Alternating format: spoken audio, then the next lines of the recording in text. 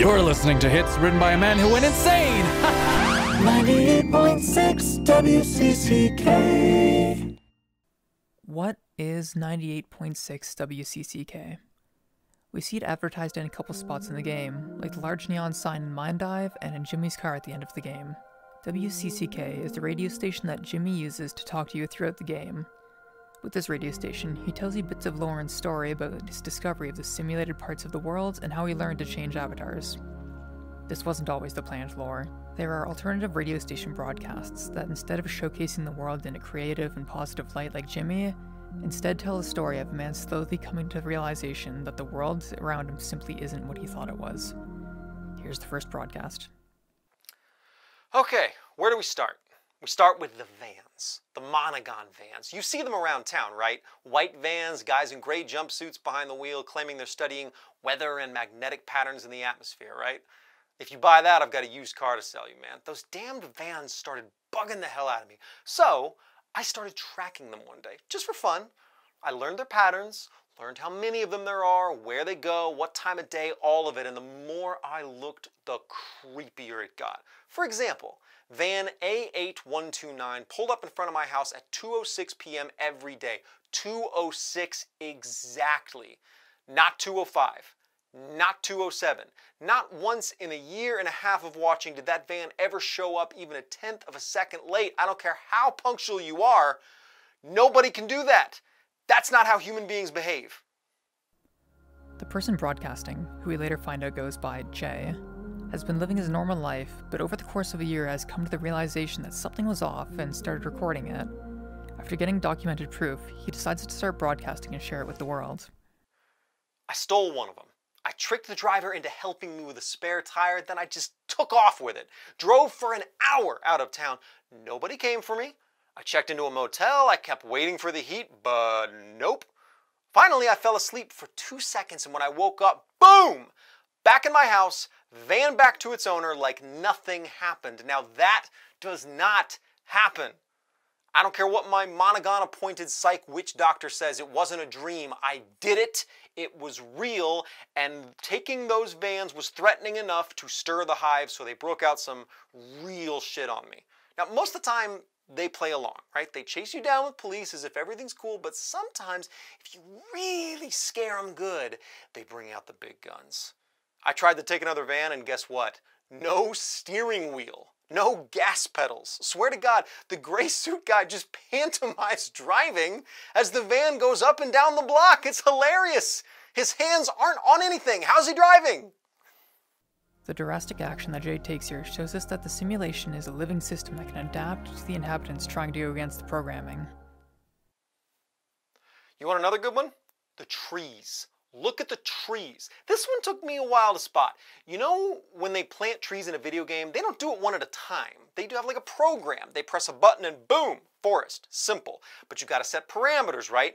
So you want trees to be between 3 to 5 meters tall or whatever. Now, a good artist, they're going to program in lots of deviations and variables. But if you're lazy and you just want to get it done, you're going to say, I don't know, between X and Y. Done. So how about this? Every single tree in this town is between 2 and 4 meters. Every single one. I've measured them all, which took some time. 2 to 4 meters. Every tree in town. There is literally not one tree under 2 meters, not even by an inch, and not a single tree over 4. If you cut a tree down, and I've done this, guess what happens? If it gets under 4 meters, it just vanishes into thin air. I swear to God, try it. Not enough for you? Fine, I'll go one step farther. Go plant a tree. Go ahead. Buy some seed and plant it. I don't care where. Now go back every day and check on that tree. You're going to see nothing. Then you'll see a little sapling for a couple days, maybe even a few weeks. Then one day you'll go back and bam, it's a tree. And it's not less than 2 meters. It's probably 2 meters exactly. I guarantee it. Where did all that growing in between happen? Overnight? Nope. See, what happened was your tree isn't a tree. It's a series of programs. It started off as a program called seed. Then it was the sapling program.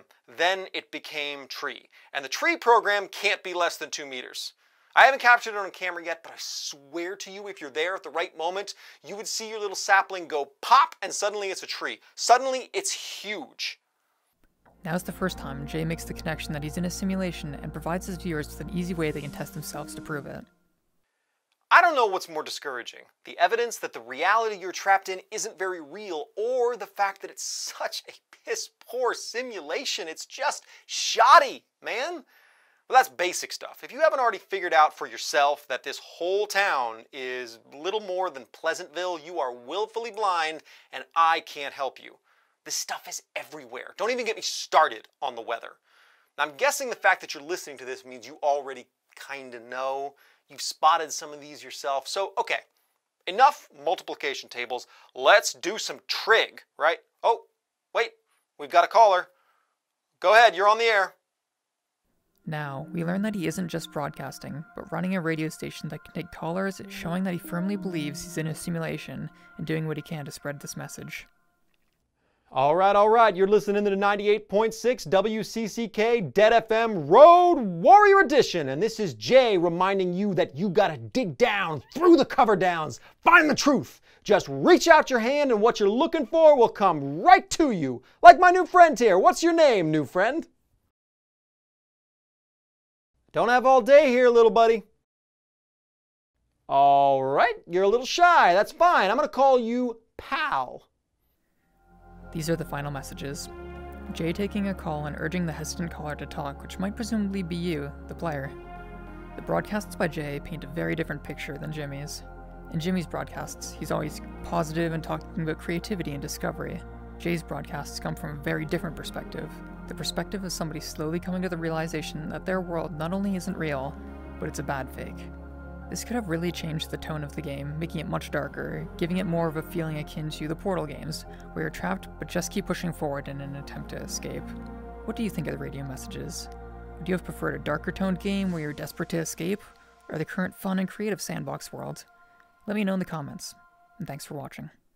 Caller 9, you win. My entire life has been a lie!